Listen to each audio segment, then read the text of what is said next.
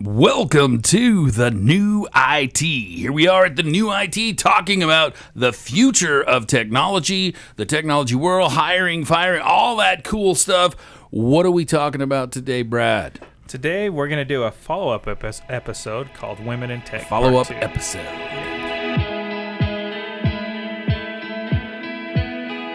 So it was so successful, we thought we'd actually bring on somebody else and somebody who is a woman in tech to be able to help us with get a better understanding of women in tech and where We're we deep should go. diving. Exactly. We're going We're gonna do a deeper deep dive. into this. Women in tech. Why? What's the future of women in tech? And hopefully, instead of us just Exactly. sitting there giving our 2 cents that mean nothing, we have somebody that actually knows what. Right. I thought it was, a little bit insensitive as for us as two guys to be able to sit here talking about women in tech, but we kind of We're realized- experts. Right. We've been around the block. We know what's going So on. what we want to do is we brought on D'Amica. D'Amica is an IT professional who's been in the industry for over 10 years. So 20. excuse me, 20 years. I remember that. That's Thank a you. big goal. That is. She's only 21, so I don't know how right? that happened. I don't know how I forgot that. I really don't. So D'Amica, thank you so much for joining us today. Why don't you tell us a little bit about yourself? I'm D'Amica. I started IT about 20 years ago. I've always had a passion for technology and computers, and it started as when I was a little girl. While most girls were playing with Barbie dolls and baby dolls, I was playing with Nintendos and Segas and PlayStations and VTech computers, trying to figure out code and how to make things work. I always had an interest, and even to this day, I'm a gamer. I'm a nerd at heart. I love it. And That's awesome. It's just fun for me. I love that. How did you get into tech? I mean, and I think you told us a story. I really want to hear that, where you said, "Hey, how do I make the most money and do what I love?" So could you kind of tell us that? I really enjoy hearing that kind of your mantra about how you got into the field at all. How I got into the field, I was about 17 or 18, and I used to work. I knew I wanted to make a lot of money, and I knew I didn't want to go to school forever. So what I did was I went onto their HR website and I looked at every job that they had. I didn't look at the titles. I just looked at the salaries and the amount of time you had to go to school. So once I did that, I saw computer science, and I'm like, hey, I already love that. That makes sense. And in that moment, I'm going to college for computer science. Wow, that is amazing. So to move this forward, as far as, so in classes and stuff, were you one of the few females in the class? I was always the only female. Interesting. It was just me. I always was in a class full of males. So I always had the confidence that I can do anything I want to do. Like, you can't tell me I can't do this because I'm a girl. I don't care if I'm the only girl in the class. I'm going to do it, and I'm going to do it better than you. So I love it. I love it. once I think maybe in my third year of college, another girl was in the class. It was like, yes, it's another one. But for the most part, it's just me. I'm curious, why do you think that was? Why has it been, in the past, such a male-driven industry? What's your thoughts of seeing it, living through it, being the only female in classes, and I'm sure probably on teams and stuff? Yes. You've been a lot of. Why do you think that is? I'm just curious from your point of view. I think from my point of view, I feel like it starts when you're a kid. And most parents, they automatically give their daughters baby dolls, kitchen stuff. They don't really give them the games and the technology stuff. They have painting and flowers and doing pretty stuff. So I feel like as a kid, if you're not introduced to it, when you get older, you don't even have a clue that this may be something fun that you want to do. Interesting. That's Very kind of interesting. very similar to our last interview. It is. I mean, I think that's very similar to where they were able to say, "Oh, well, yeah. I mean, how am I supposed to know if this is really what I like if I've never been exposed to it?" Yeah, Right. and their family actually made her kind of move towards sciences and stuff like that. You just were drawn to it yourself. Is that? I was drawn to it myself. My aunt got me a first VTech computer where I was able to make simple little codes, and I would do it for hours. So why'd your aunt do that? What I don't made her know. think? I think she Saw saw that a you were nice in, yeah. toy and she just bought it. And I don't know the reasoning behind it, but it worked. Interesting. That is awesome. So that's interesting to me. It's kind of our culture has everywhere has said that girls like dolls and stuff, and they don't like technology. But obviously, that's Not the actually case. not true for the Right. most part. So you think that that's changing then? I think it's changing now because there are a lot more programs for little girls in tech, and it's being exposed more, and I think it's becoming more normal. However, it's still hard for women in tech to this day because you always have to prove yourself because they feel like this is the boys club and you don't belong. Oh, interesting. Why do you think? I mean, what makes you say that? I mean, is there like experiences that you've had that made you think that it is a boys' club, or I mean, is it just generally that's just what it is because it's a male dominant driven field? Well, honestly, every job that I have had in the past, once they got to know me and once I proved myself, they'll flat out say, "Hey, we wasn't sure. We took a test on you, and it was a gamble, and we won." Interesting. Wow. So for them to actually admit, like, they didn't think I had the skills or the qualifications because I was a woman, and they're surprised. It's like they're giving me a compliment, but they're insulting me at the same Right. time. It's a backhanded compliment.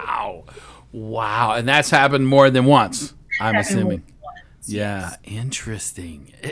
This is so strange to me. I've told you before, I've talked about this before, that the few women that I have been around in the tech industry were the smartest people in the room. Hands down. I mean that's when I look for people, like I already know that, like when I find a woman, I know that she's good, and like I just have to like make sure I dot my I's and cross my T's, but I know that she knows what she's talking about. And you've had to kind of battle that stuff. You have to be top tier Yes. just to make it.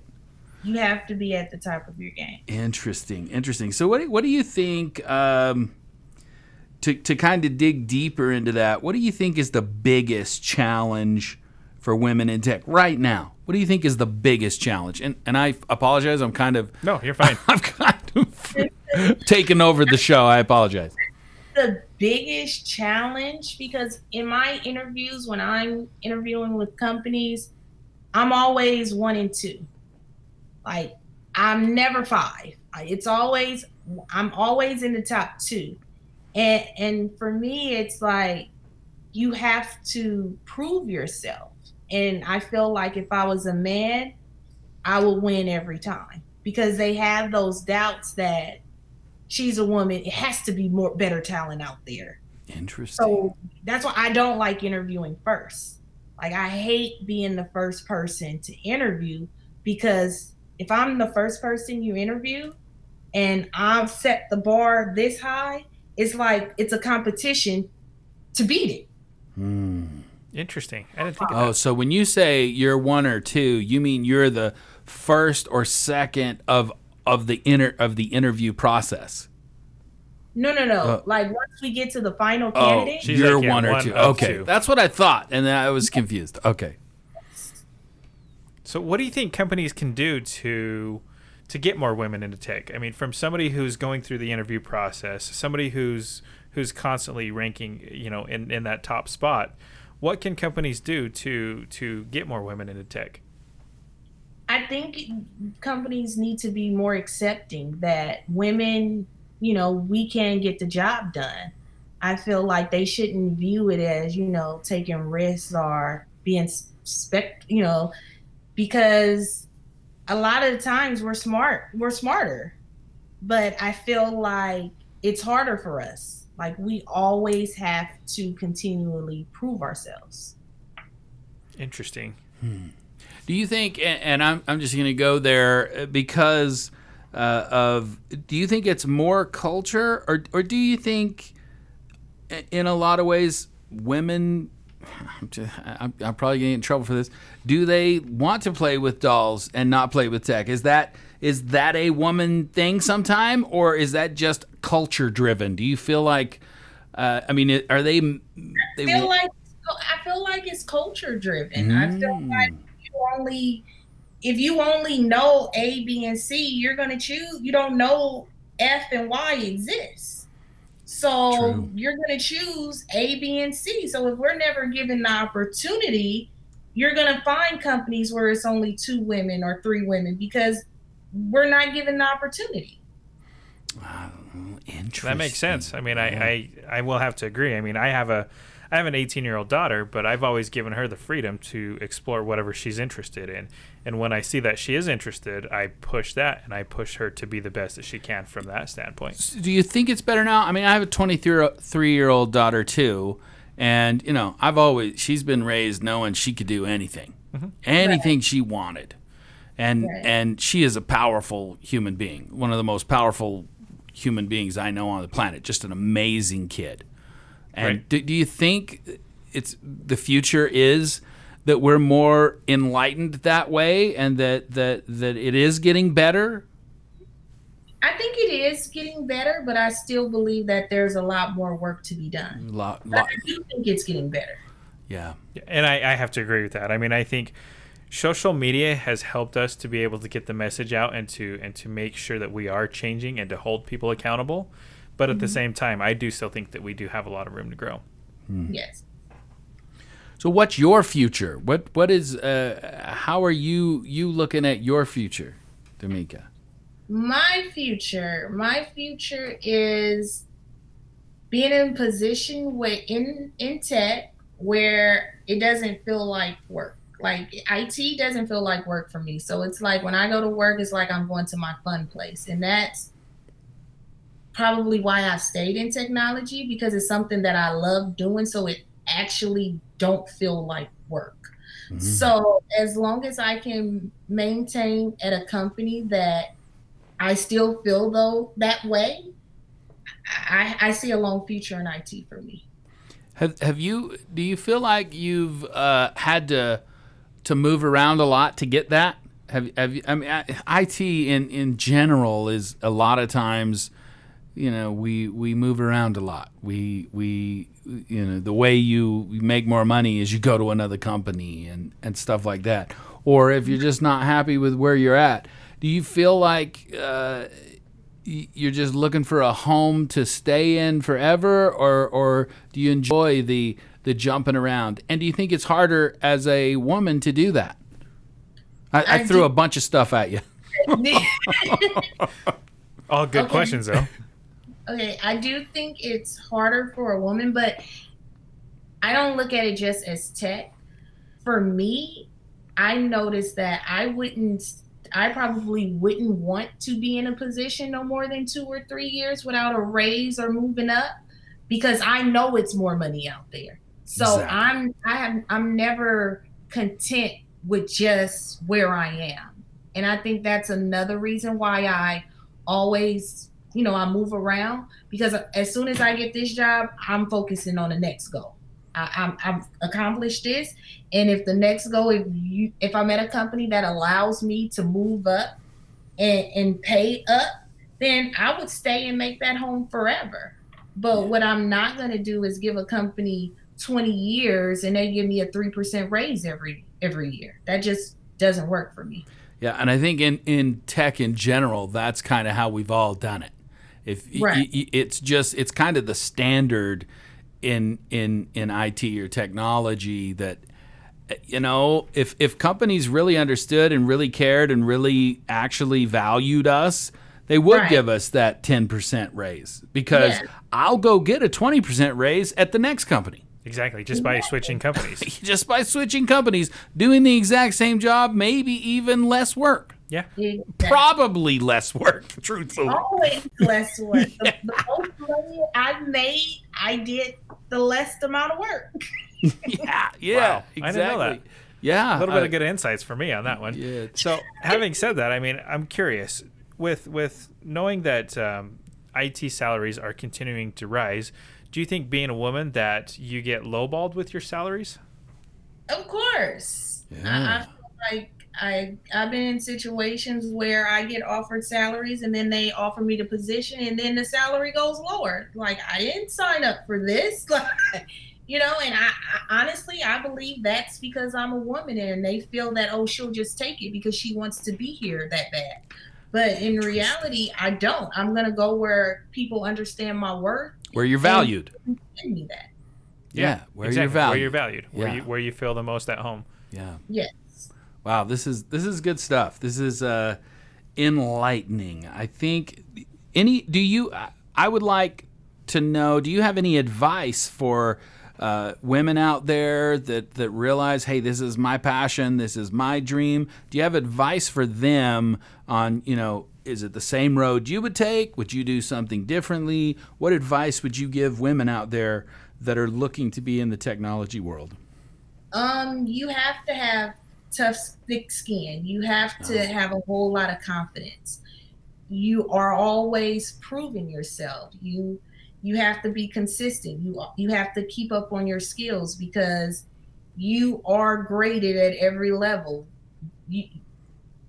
It's not the same as your male counterparts. They understand that these people know, and they think you may know the answers. So I feel like you have to keep up with your skills. It is a fun, it's a fun place to, it's fun, but you have to have thick skin and be comfortable with yourself and within yourself and understanding that you may be the only woman in the room a lot of the times. Wow. Why do you think that is, though? I mean, why do you think companies or people in IT feel that way? From a woman's perspective, why do you feel that you have to constantly prove yourself? Is it just the environment that's being created, or help me understand that a little bit more? It's a man's game. It's a, what do you call it? What do they call it? Game. It's the boys' club. Boys' club. Boys' club. Yes. Yeah, you're infiltrating their club. They don't want you there. Interesting. Especially if you can do it better than them. Right. Yeah, and that's interesting to me because in my also 25 years of being in IT in the technology world, the very few women that were there, man, I just had so much respect for because they were at the top of their game. They were so much smarter than everybody else. For me, if I would see an applicant that's a female, I would immediately go, whoa, okay, I got to look at this person because I know that they've had to go through a lot of a crap to get where they are. Absolutely. And kind of piggybacking on that, I mean, when I see a woman's resume come through, like I already know that she's already going to stand out from the crowd for me because I know what she's been through. So I know that it is an exclusive club or a boys' club. So I want to make sure that I can give her that fair advantage. So I'm hoping that that's getting better. I mean, when we've talked about it, D'Amica, you've kind of felt like it still has work, but do you really feel like it's there? We hear it more. There's now kind of some more programs out there for girls to get excited about technology and stuff like that. Do you see the future is bright and maybe a little better? I do see the future is bright, and I do feel like it's a little better. Like my daughter, she's in a club called Black Girls Code, and she absolutely loves it. So like things like that wasn't available when I was younger. So I do think that it's getting better and hopefully it's more accepted. So I do have one question on that. Is your daughter the only female in that group or are there more? It's all girls. Oh, okay. I'm sorry. I missed that part. I thought it was just, yeah. So I want to ask, how does it feel to be a trailblazer? How do you feel being a trailblazer, having to put up with what you have and doing it? Are you happy that you did that? happy. I feel good. It's like I'm doing the impossible. Like my son, he thinks I'm an IT superhero. So it makes me feel good. It's awesome. That is awesome. So being a superhero, like, what do you like about IT? What keeps you going every day? Honestly, when I first started with IT, I'm not gonna lie, I felt like I don't want to be customer service. I feel like I want to deal with computers because I know if something's wrong, I did it. Fair enough. That's good. And that was a driving point for a long time. But then I kind of changed. And it's like, okay, this is kind of fun. Let me move on to like the management portion where I am dealing with people and clients. And, that works too. So it was like the best of both worlds for me. But in the beginning, it was if something's wrong, I did it. And just give me a computer and leave me alone. Fair enough. I think that's typical for any IT person. It's just give me the hardware, let me work, and that's it. Yeah, I love it. Cool. So, what do you? I know we've kind of talked to the gamut. Do you have any advice? Any advice to just everybody out there in the technology world because of your unique experiences? My advice is to give women a chance. Like, just give us a chance. Give us a chance to prove ourselves. And I feel like a lot of situations that doesn't happen. But I feel like if companies start giving us a chance, that it will start to equal out as men and women. I love it. Yeah, and from a recruiting standpoint, I mean, like I said, I know I've hit upon this already, but I will always make sure when I see a woman's resume just to at least reach out to her, just to get to know and understand what exactly her skill set is. So, yeah, we try to do our part as well. Well, yeah. Awesome. This has been great. Thank you so much, Damika. This is enlightening. I've been edified by you and just understanding kind of your trials and the stuff you've had to go through just to have a job. And I think the more we put that out and the more we're open to looking at that and seeing that, hey, technology's here for everybody, and there are amazing human beings of all kinds that are super qualified to kill it out there and grow people's business. Yes. So I think that'd be great. Thank you so much for being on the show. You got go ahead. No, I said thanks for having me. You're welcome. Any last words, Brad? No. How do you feel? Just make sure that you are at least interviewing women, and make sure that you don't disqualify them too early. You're missing out on really some powerful people. Again, technology is an interesting world, and when somebody has passion around it, where they actually love what they do, and we've heard from two women now that they really had to have a lot of passion to kind of move forward and move to the front. So, gosh, it's a big deal. If you're hiring out there and you're looking for technology and you want somebody amazing and great, I mean, the resume is cool and it's important, but just know sometimes the things that it takes to get to where you're going is also important. Absolutely. 100% agree. Absolutely. Well, cool. Thanks. We're wrapping up the show.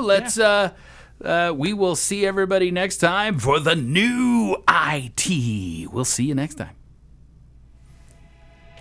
Boom. All right. That wasn't too bad, was it?